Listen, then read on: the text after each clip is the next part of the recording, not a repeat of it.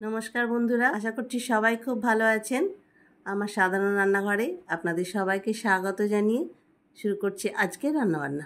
আজকে আমি খুব সহজে একদম চটজলদি একটা ডাল নিয়ে এসেছি আপনাদের সামনে। এই ডালটা রান্না করতে যেমন কিছুই লাগে না, তেমনি খুব তাড়াতাড়িও হয়ে যায়। তাড়াতাড়ির সময় এইভাবে আপনারা মুগ ডাল রান্না করে নিতে পারেন। এটা খেতে কিন্তু খুব ভালো হয়। এবারে আসুন রান্নাটা আমি শুরু করি। কড়াইয়ে আমি জল বসিয়েছি, জলটা আমার ফুটেই গেছে। আমি মুগ ডালটা ধুয়ে নিয়েছি, আর মুগ ডালটা আমি দিয়ে দেব। ডালটা ফুটে গেছে, ডালের ফেনাটা আমি আস্তে আস্তে তুলে নেব।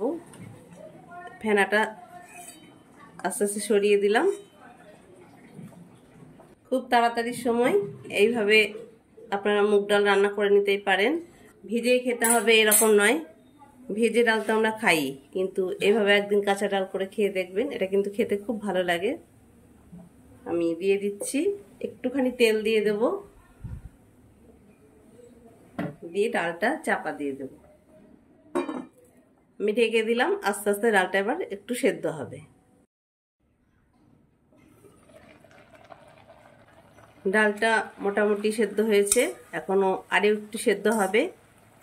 এবারে আমি এর মধ্যে দিয়ে দিচ্ছি, আমি টমেটো কেটে রেখেছি, টমেটোটা দিয়ে দিলাম। আর আদা একটু গ্রেড করে রেখেছিলাম, সেই আদাটাও আমি দিয়ে দিলাম। আর দিয়ে দিচ্ছি কাঁচা লঙ্কা। এছাড়া স্বাদ মতো আমি লবণ দিয়ে দিলাম, খুব অল্প একটু হলুদ দিয়ে দিলাম। খুব তাড়াতাড়ির সময় আপনারা এইভাবে মুগ ডাল করে খেয়ে দেখবেন, এটা কিন্তু খেতে খুবই ভালো লাগে। আমাদের তো অনেক সময় তাড়াহুড়ো করে রান্না করতেই হয়, সেই ক্ষেত্রে এই ডালটা কিন্তু খুব ভালোই খেতে হয়। আমি দিয়ে দিচ্ছি একটু গরম জল। আমি আরেকটু ফুটিয়ে নেব ডালটাকে। ডালটা ফুটে গেছে, আমি আরেকটু ঢাকা দিয়ে দেব।